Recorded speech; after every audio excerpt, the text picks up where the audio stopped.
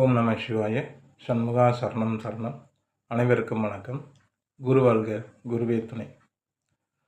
எல்லா மனிதர்களும் வாழ்க்கையில் வெற்றி பெறணும், எதையாவது சாதிக்கணும், பொருளாதாரத்தில் முன்னேறணும், 4 பேருக்கு மத்தியில் நாமளும் செல்வ செழிப்போட வாழணும் தான் விரும்புகிறாங்க.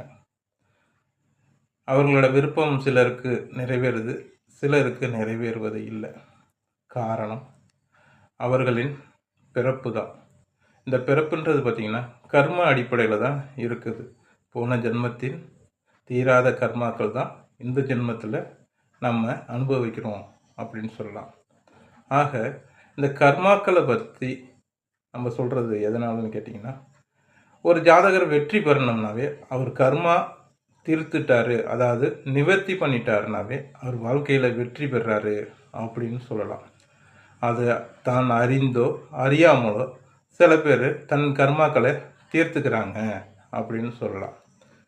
இது எப்படி நிறைவேறுது, எப்படி இது கர்மா குறையுது அப்படின்னு கேட்டிங்கன்னா, சனி பகவான் எந்த பாவகத்தில் நிற்கிறாரோ, சனி பகவான் எந்த பாவகத்தில் நிற்கிறாரோ அந்த பாவகத்திலிருந்து தன் 3, 7, 10 பார்வையை செலுத்துவார்.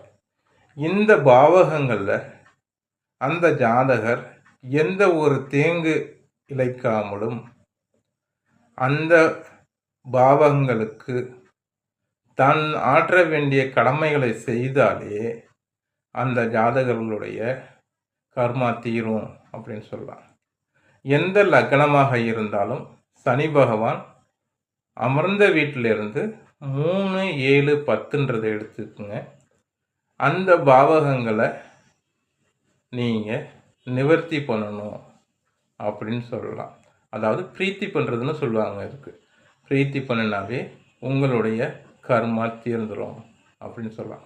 குறிப்பாக சனி பகவான் தன் 10ஆம் பார்வையாக லக்னத்திற்கு 9ஆம் இடத்தை பார்க்குறாருன்னு வச்சுக்கோங்க. இப்போ 9ஆம் இடம் லக்னத்துக்குன்னா என்னன்னு சொல்லுவோம்?